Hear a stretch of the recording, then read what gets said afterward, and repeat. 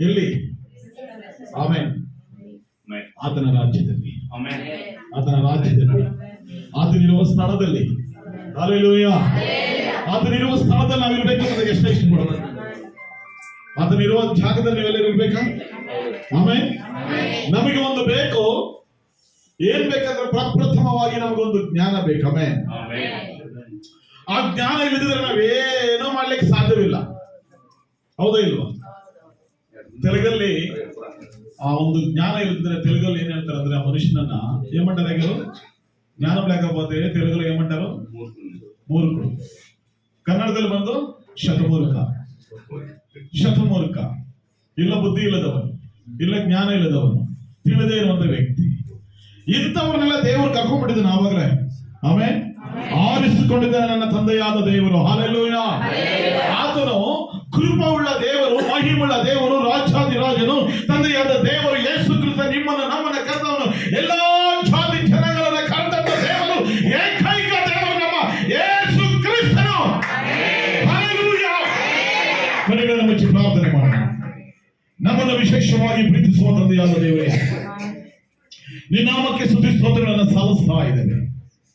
ಪ್ರಿಯ ಐವರ ಕುಟುಂಬದಲ್ಲಿ ಸೇರಿ ಬರಲಿಕ್ಕಾಗಿ ನಾನು, ನಮ್ಮ ಪಾಸ್ಟರ್ ಮಾಂತೇಶ್ ದೇವರೇ, ಸರಿಯಾದ ಸಮಯಕ್ಕೆ ನಮ್ಮನ್ನು ಕರೆತಂದು ದೇವರೇ, ಎಲ್ಲಾ ನನ್ನ ಪ್ರೀತಿಯ ದೈವ ಸೇವಕರುಗಳನ್ನ, ಪ್ರೀತಿಯ ಸಹೋದರ ಸಹೋದರಿಗಳನ್ನ, ಚಿಕ್ಕವರನ್ನ ದೊಡ್ಡವರನ್ನ ಕಾಣಲಿ ಕೊಟ್ಟಂತ ಕೃಪೆಗಾಗಿ ಸ್ತೋತ್ರ.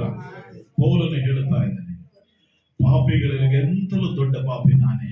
ಹೌದಪ್ಪ, ನಾನೊಬ್ಬ ಪಾಪಿ. ನಮ್ಮ ನಿಲ್ಲಿಸಿದ್ದೀರ, ನಮ್ಮನ್ನ ಕರೆದಾತ ನೀವು ನೀತಿವಂತರ, ನಂಬಿಕಸ್ಥರು. ಇಲ್ಲಿ ಉದ್ದೇಶಗಳು ನೆರವೇರಿಸಲ್ಪಡಬೇಕು, ಉದ್ದೇಶಗಳು ನೆರವೇರಿಸಲ್ಪಡಬೇಕು. ಮಗಳ ಬರ್ತ್ಡೇನ ಜನನವನ್ನ ನೀನು ಆಶೀರ್ವದಿಸಲ್ಪಡಬೇಕು.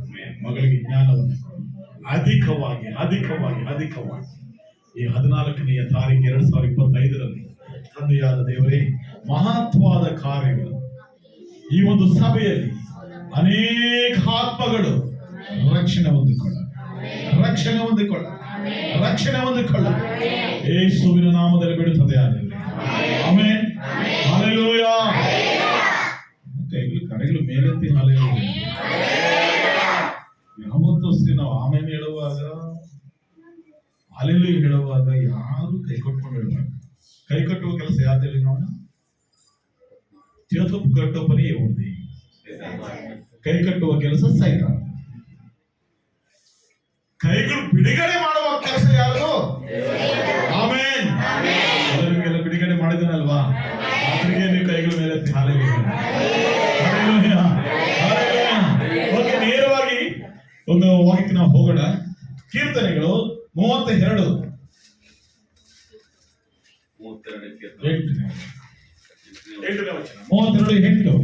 ಏನ್ ಹೇಳ್ತಾ ಇದೆ ಸ್ವಲ್ಪ ಚೆನ್ನಾಗಿ ಅದನ್ನ ಬೈಬಲ್ ಇರೋದು ಯೆಹೋವನು ನಿನ್ನನ್ನು ಉಪದೇಶಿಸಿ ನಡೆಯಬೇಕಾದ ಮಾರ್ಗವನ್ನು ತಿಳಿಸುವನು, ನಿನ್ನನ್ನು ಕಟಾಕ್ಷಿಸಿ ಆಲೋಚನೆ ಹೇಳುವನು ಅನ್ನುತ್ತಾನಲ್ಲ. ಆಮೆನ್. ಅಲ್ಲಿ ಪುರುಷಾಪಗಳಿರೋದಿಲ್ಲ,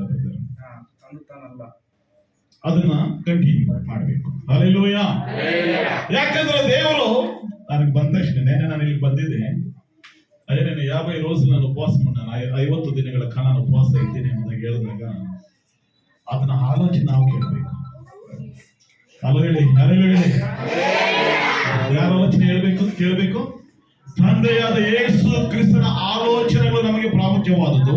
ದಾವೀದನು ಹೇಳುತ್ತಾ ಇದ್ದಾನೆ, ನೀನು ಪ್ರಾರ್ಥಿಸುವುದಾದರೆ, ನೀನು ಕೇಳಿಕೊಳ್ಳುವುದಾದರೆ, ನೀನು ಬೇಡಿಕೊಳ್ಳುವುದಾದರೆ ತಂದೆಯಾದ ಯೇಸು ಕ್ರಿಸ್ತನು ನಾನು ನಿನ್ನ ಆಲೋಚನೆಗಳೆಲ್ಲ ನಾನೇ ಕೊಡುತ್ತೇನೆ, ಅಧಿಕವಾದ ಜ್ಞಾನವನ್ನು ನಾನು ನಿಮಗೆ ಕೊಡುತ್ತೇನೆ ಎಂಬುದಾಗಿ. ಆಲೋಚನೆ ಕೊಡುವ ದೇವರು ನಮ್ಮ ದೇವರು. ನಿಮ್ಮ ಕೆಲಸ ಏನು? ನಿಮ್ಮ ಕೆಲಸ ಬೇಡಿಕೊಳ್ಳುವುದು. ಆಜ್ಞೆಗಳನ್ನು ಮಾಡಬಾರದು, ಆಜ್ಞೆಗಳನ್ನು ಹೇಳಬಾರದು, ನಾವು ಆಜ್ಞೆ ಕೊಡಬಾರದು. ತಂದೆಯಾದ ದೇವರ ಮುಂದೆ ಮನೆಕಾಲವೇ, ತಂದೆಯಾದ ದೇವರೇ, ಈ ದಾವೀದನು ಹೇಳಿದಂತ ವಾಕ್ಯಗಳ ಮೂಲಕವಾಗಿ ನಿನ್ನ ಉಪದೇಶ ನನ್ನನ್ನು ಉಪದೇಶಿಸು, ನಿನ್ನ ಆಲೋಚನೆ ಕೊಡಲ್ಲ. ಆಮೆನ್. ಆತನ ಜ್ಞಾನ ನಿಮಗೆ ಕೊಡ್ತಾನೆ.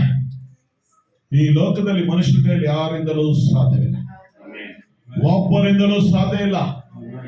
ಎಂತ ಮನುಷ್ಯರಿಂದಲೂ ಸಾಧ್ಯವಿಲ್ಲ. ಆತನು ಕೊಡುವಂತ ದೇವರು, ಆತನು ಕೊಡುವಂತ ದೇವರು.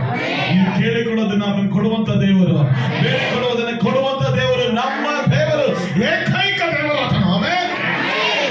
ಅದನ್ನ ದೇವರು ಹೇಳ್ತಾ ಇದ್ದಾರೆ ವಾಕ್ಯದಲ್ಲಿ, ನೀನು ಬೇಕಾದ ಉಪದೇಶವನ್ನ ನಿನಗೆ ಹೇಳಿ, ನೀನು ನಡೆಯಬೇಕಾದ ಮಾರ್ಗವನ್ನ ನಾನು ತೋರಿಸುತ್ತೇನೆ ಎಂಬುದಾಗಿ. ಮಗಳೇ, ಮಗನೇ, ನನ್ನ ಪ್ರೀತಿಯ ಸಹೋದರ ಸಹೋದರಿಯೇ, ಆಲೋಚನೆ ಮಾಡಬೇಡಿ. ದೇವರ ಮುಂದೆ ಹೇಳಿ, ಅಪ್ಪನ ಪಾದದಲ್ಲಿ ಹಾಕಿ ಕಣ್ಣೀರಿಂದ ಮಾತಾಡಿ, ದೇವರೇ, ನಾನು ಎಷ್ಟೋ ಕಷ್ಟಗಳು ಹೇಳಿದ್ದೇನೆ ಅವರಿಗೆ. ನಾನು ಸುಮ್ಮನೆ ನನ್ನ ಪಾಸ್ಗಳು ಒಂದೊಂದು ಹಿಂಸೆ ಕೊಟ್ಟಿಲ್ಲ. ಅವ್ರು ಹೇಳಿದೆಲ್ಲ ಸತ್ಯ. ಆದ್ರೆ ನಾನು ಹೇಳಕ್ ಕೇಳಿದ್ರೆ ಒಂದು 6 ತಿಂಗಳಾಗ್ಬಿಡುತ್ತೆ, 6 ನೈಟ್ ಆಗ್ಬಿಡುತ್ತೆ. ಅಂತ ಜನಸೇವಕರುಗಳಿದ್ದಾರೆ ನಮ್ಮ ಸ್ಟೇಟ್ ಅಲ್ಲಿ. ದೇವರ ಮನೆ ಒಂದು ದರ್ಶನ ಕೊಟ್ಟಾಗ ಕ್ರಿಸ್ಮಸ್ ಹಬ್ಬಗೆ ನಾನು ಇವರೊಬ್ಬನ್ನೇ ಇನ್ವೈಟ್ ಮಾಡಿದ್ದೆ. ಅವ್ರು ಬರಲಿಲ್ಲ, ಆದ್ರೆ ನಾನು ಬಂದಿದ್ದೀನಿ. ಆದ್ರೆ ಡೇಟ್ ಚೇಂಜ್ ಮಾಡಿದ್ರು ಅವರು. ಅವ್ರು 24 ನಾನು 25. ಆದ್ರೆ ನನಗೆ ಬೇಜಾರಿಲ್ಲ, ಅಪ್ಪ ನನ್ನ ಜೊತೆ ಇದ್ದಾನೆ. ಅವರಿಗೆ ಮರ್ಯಾದೆ ಕೊಡಿ, ಅವರ ಪಶ್ಚಾತ್ತಾಪದಿಂದ ಕಣ್ಣೀರಿಂದ ಬೇಡಿಕೊಳ್ಳಿರಿ. ನಿಮ್ಮ ಮಾರ್ಗಗಳನ್ನು ಅದನ್ನು ಸರಾಗವಾಗಿ ಸರಾಗವಾಗಿ. ಆತನ ಮಾರ್ಗ ಉನ್ನತವಾದದ್ದು. ಆತನ ಮಾರ್ಗ ಯಾವುದೇ ಕೆಟ್ಟ ಅಭ್ಯಾಸಗಳಿಲ್ಲ, ಕೆಟ್ಟ ಆಲೋಚನೆ ಇರುವುದಿಲ್ಲ. ಒಳ್ಳೆಯ ಮಾರ್ಗದಲ್ಲಿ ಅದು ನಡೆಸುವಂತ ದೇವರು, ಏಕೈಕ ದೇವರು. ಕೈ ಇಡುವಂತ ನಡೆಸುವಂತ ದೇವರು.